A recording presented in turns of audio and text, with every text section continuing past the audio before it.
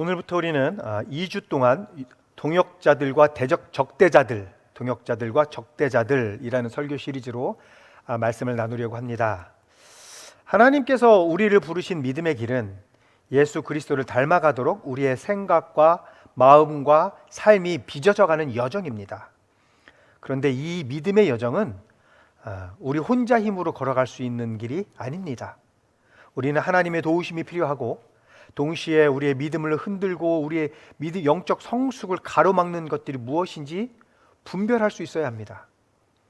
우리가 누구의 도움을 받아야 하는지, 그리고 누구와 싸워야 하는지를 우리가 분명히 알 때 우리의 믿음은 더욱 실제적인 삶이 될 수 있습니다.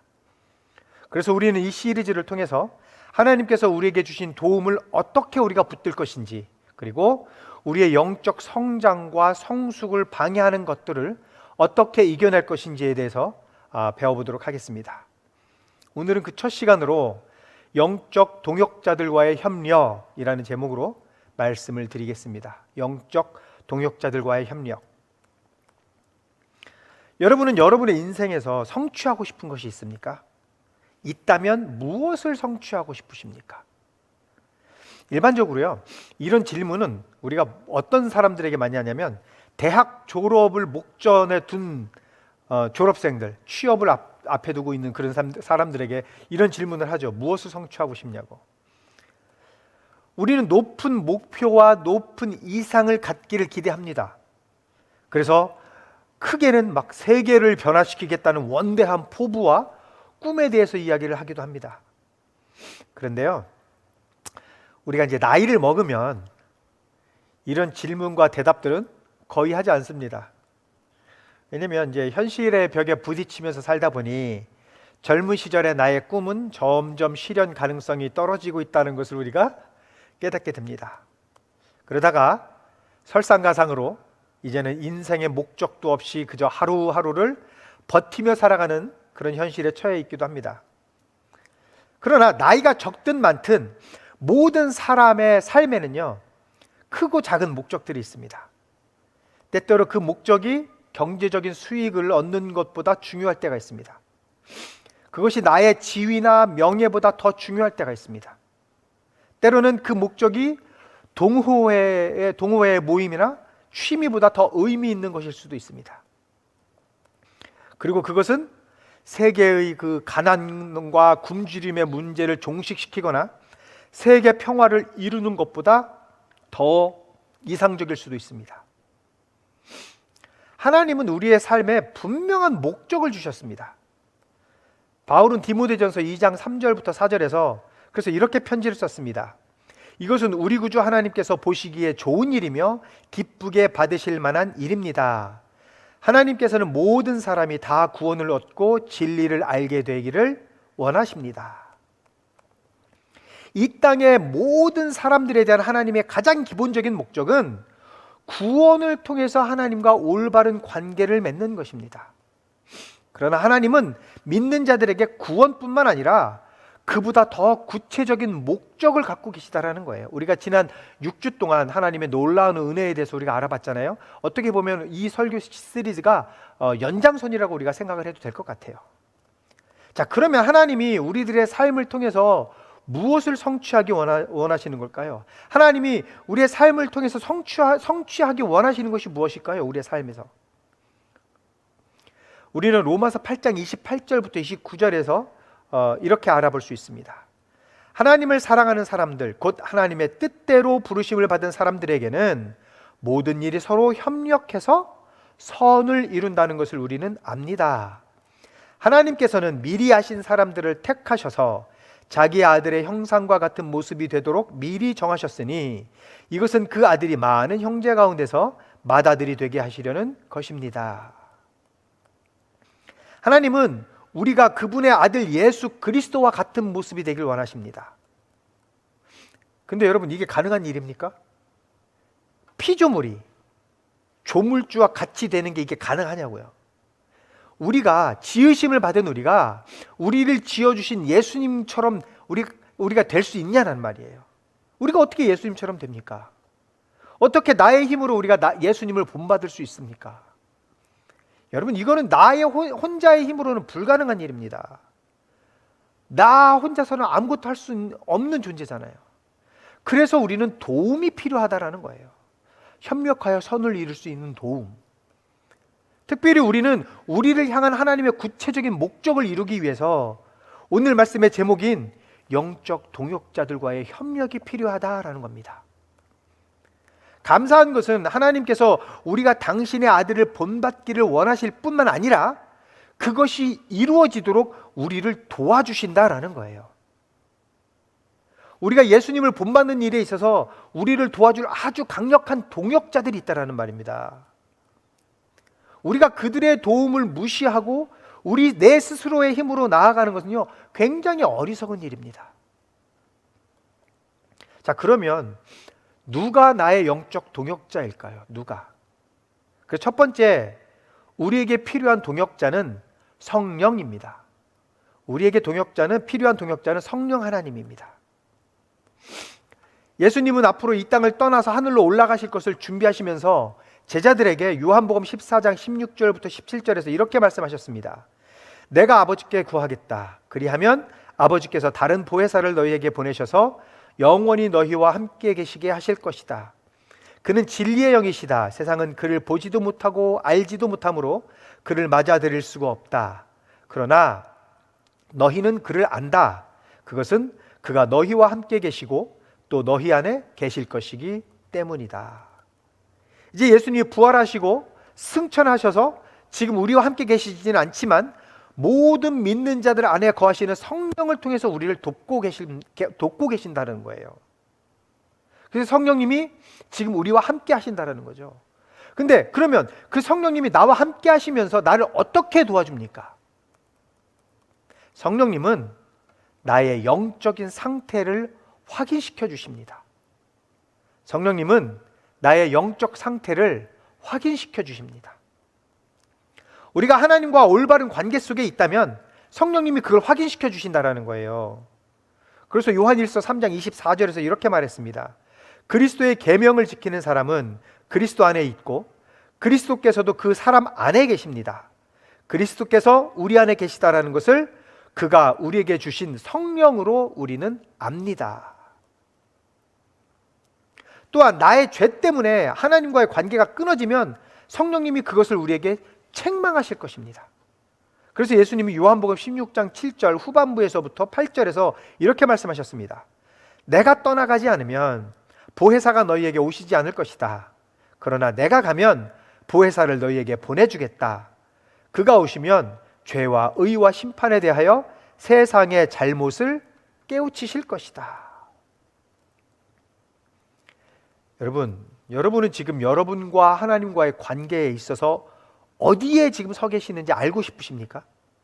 그러면 성령님께 나의 상태를 가르쳐 달라고 구하시기 바랍니다. 그러면 성령님이 우리를 진리의 길로 가도록 도와주실 것입니다. 우리 주변에는 온갖 영적인 것들이 있습니다. 우리가 믿는 진리의 영이신 성령님이 계시고요.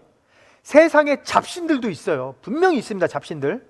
그리고 우리를 파괴시키려는 악한 영들도 있습니다. 근데 성령님은 그런 것들을 통해서 우리가 진리를 볼 수 있도록 인도해 주기를 원하신다라는 거예요. 그래서 예수님이 요한복음 16장 13절에서 제자들에게 이렇게 말씀하셨습니다. 그러나 그분 곧 진리의 영이 오시면 그가 너희를 모든 진리 가운데로 인도하실 것이다. 그는 자기 마음대로 말씀하지 않으시고 듣는 것만 일러주실 것이요 앞으로 올 일들을 너희에게 알려주실 것이다. 단지 나의 영적인 상태뿐만 아니라 성령이 나에게 뭐라고 말하는지 또는 성령이 말하는 것이 무엇인지 좀 혼란스러울 때가 있습니까? 또는 성경 구절이 말하는 의미가 이게 무엇인지 잘 이해가 안 될 때가 있습니까? 그럴 때 있잖아요. 그러면요, 성령님께 물어보시기 바랍니다. 기도로 물어보시기 바랍니다.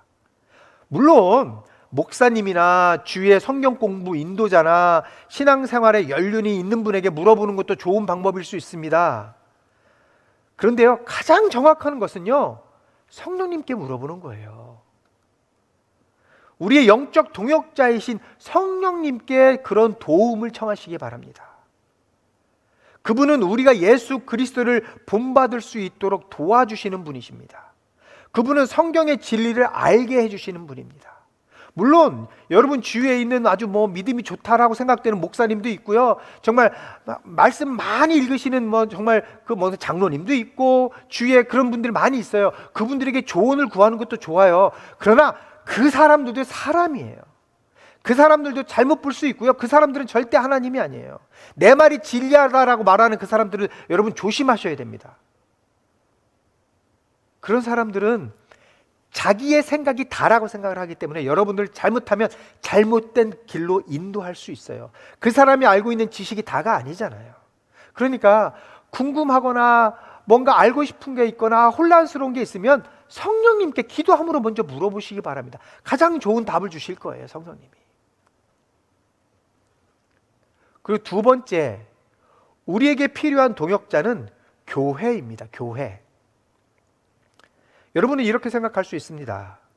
성령님이 우리를 돕는 거, 이거 인정합니다. 성령님은 하나님이시고 예수님이시니까, 그리고 그분은 완전하신 분이시니까 우리는 그분의 도움이 필요합니다.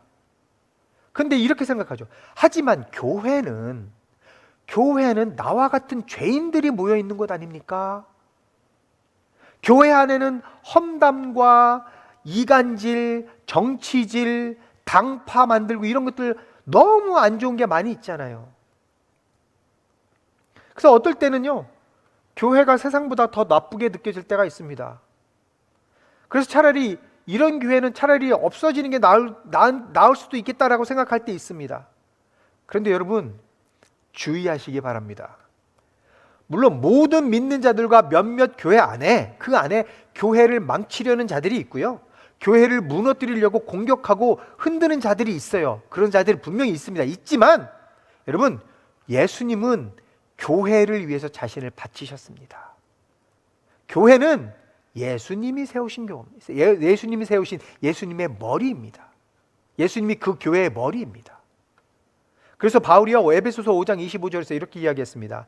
남편 된 이 여러분, 아내를 사랑하기를 그리스도께서 교회를 사랑하셔서 교회를 위하여 자신을 내주심 같이 하십시오.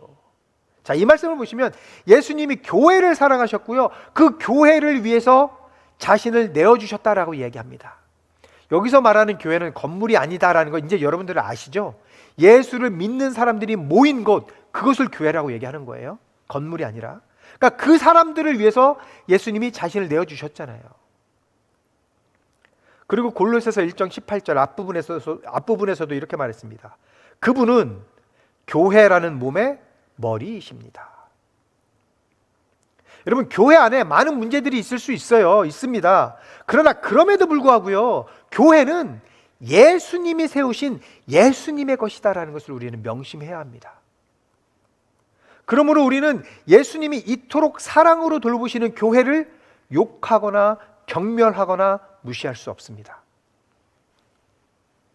그러면 교회는 우리 신앙생활에 있어서 꼭 필요한 것일까요? 대답은 예입니다. 예, 물론입니다. 물론 필요합니다.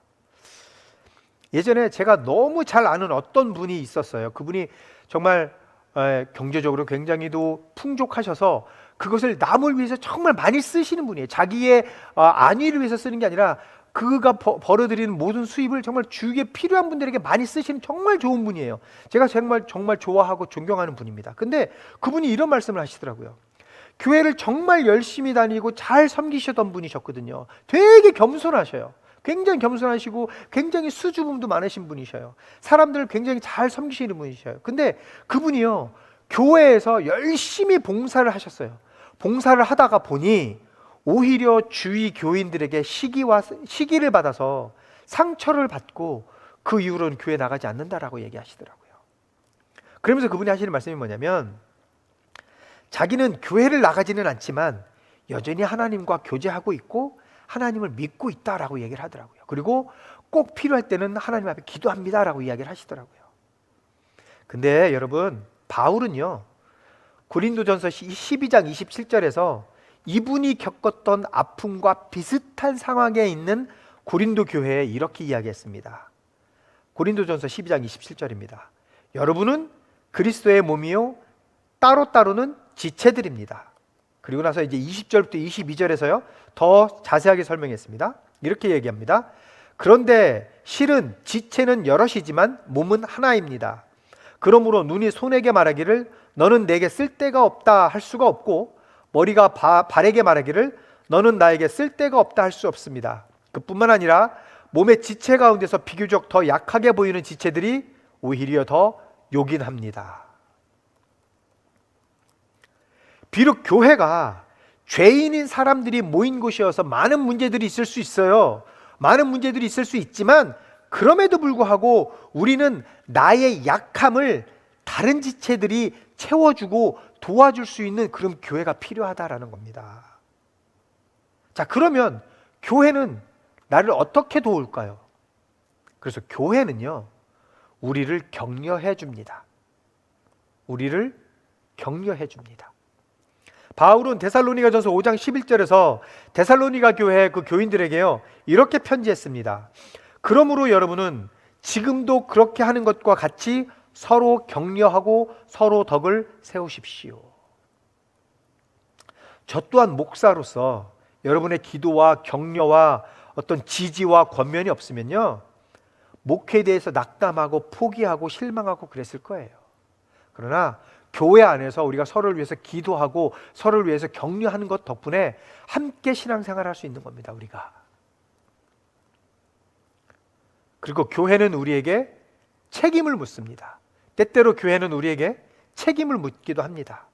사실 이 부분은 교회에서 거의 하지는 않습니다. 거의 이렇게 하는 교회를 본 적이 거의 없는 것 같아요. 제가 처음에 교회가 시작된 이후로 이 부분, 어떤 일에 대한 책임을 묻는 일은요 항상 교회가 다루기 까다로운 문제였습니다.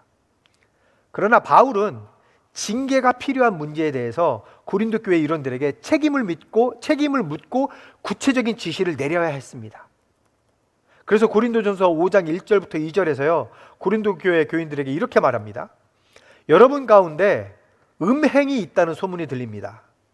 자기 아버지의 아내를 데리고 사는 일까지 있다고 하니 그러한 음행은 이방 사람들 가운데서도 볼 수 없는 것입니다. 그런데도 여러분은 교만해져 있습니다. 오히려 여러분은 그러한 현상을 통탄하고 그러한 일을 저지른 자를 여러분 가운데서 제거했어야 하지 않았겠습니까? 그러니까 이런 죄인들에 대해서 바울은요 지금 내쫓았어야 한다라고 말하고 있는 거예요. 여러분 근데 이 말씀만 보면 교회가 너무 인정이 없는 것 같잖아요.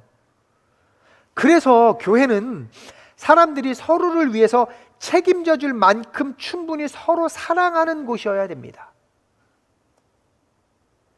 교회는요 사람들이 어떤 문제가 있을 때 그것을 서로 책임져 줄 수 있을 만큼 서로 사랑해야 한다라는 거예요. 그래서 갈라디아서 6장 1절부터 3절에서 이렇게 말했습니다. 형제자매 여러분, 어떤 사람이 어떤 죄에 빠진 일이 드러나면 성령의 인도하심을 따라 사는 사람인 여러분은 온유한 마음으로 그런 사람을 바로잡아주고 자기 스스로를 살펴서 유혹에 빠지지 않도록 조심하십시오.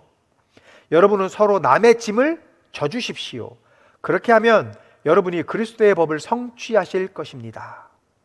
어떤 사람이 아무것도 아니면서 무엇이 된 것처럼 생각하면 그는 자기를 속이는 것입니다.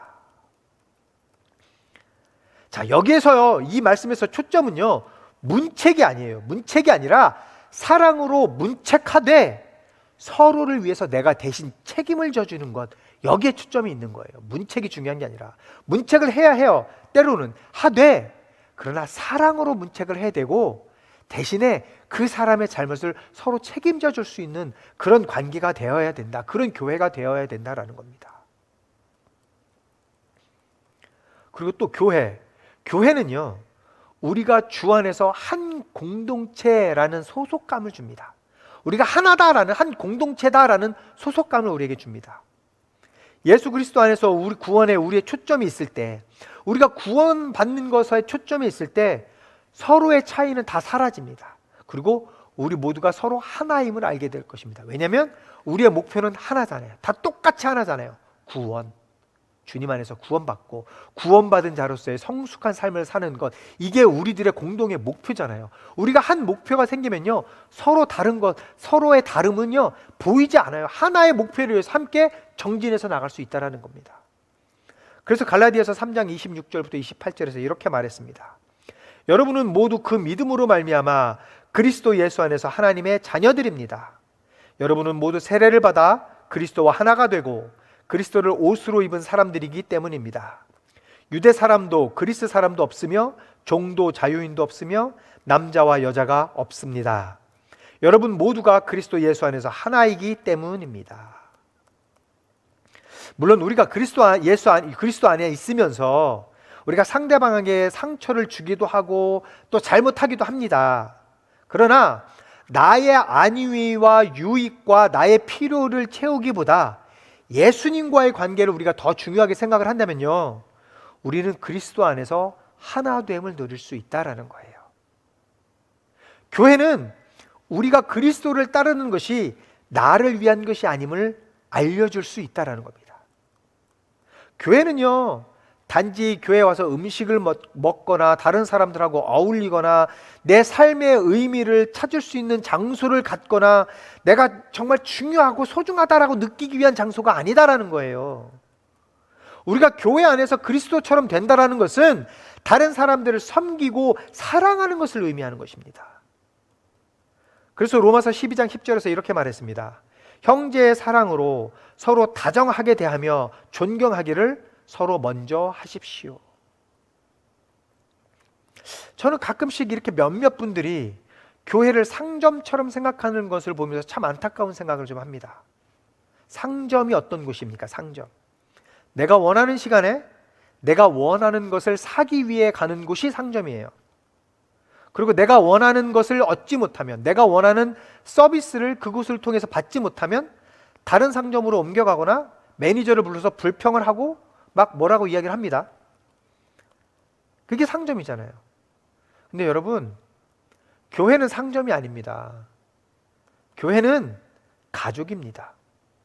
예수님 안에서 한 가족이에요. 가족은 뭡니까? 가족은 가족 구성원의 실수를 감싸줍니다. 가족은 서로의 약함을 덮어주고 도와줍니다. 가족은 모든 것을 다 포용하고 받아주고 사랑해줍니다.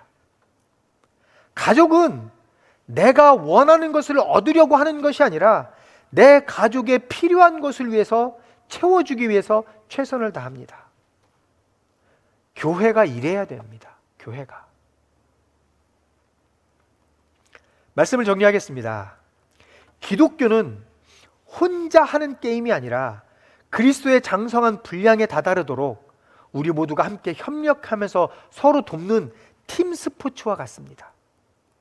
나의 어리석은 독서는 나에게도 도움이 되지 않고 남에게도 도움이 되지 않습니다. 우리에게는 더욱 우리 주 예수 그리스도처럼 되기 위한 일에 함께 협력하고 도와줄 동역자가 있습니다. 그들의 도움을 소홀히 하지 말고, 그리고 그들의 도움을 소홀히 하고 받지 않고 나 혼자 하겠다라는 것은요, 오만하고 교만하고 어리석은 일입니다. 성령 하나님은 언제든 우리가 그리스도에게로 나아가도록 돕고 계시고요, 우리의 요청을 기다리고 계십니다. 완벽하지도 않고 실수투성이면서 한 치 앞도 모르는 이런 사람의 지혜나 지식이나 경험을 의지하지 마시고요, 완벽하신 성령 하나님께 간구함으로써 그분의 도우심을 받으시길 바랍니다. 또한 그 일을 위해서 함께 모여 간구하고 서로를 위해서 격려하고 기도하는 교회 가족들과 함께 하시기 바랍니다. 그래서 전도서 4장 9절부터 10절에서 이렇게 말했습니다. 혼자보다는 둘이 더 낫다. 두 사람이 함께 일할 때 더 좋은 결과를 얻을 수 있기 때문이다. 그 가운데 하나가 넘어지면 다른 한 사람이 자기의 동물을 일으켜 줄 수 있다. 그러나 혼자 가다가 넘어지면 딱하게도 일으켜 줄 사람이 없다. 그러므로 한 주간을 살아갈 때 홀로 가지 마시고요, 성령님의 손을 붙잡으시고 교회 가족들과 함께 같이 걸어가시기 바랍니다. 주님이 여러분 각 사람을 예수 그리스도의 형상으로 빚어가시는 그런 아름다운 여정 가운데 하나님의 은혜와 평강이 언제나 함께 하시기를 예수님의 이름으로 축복합니다.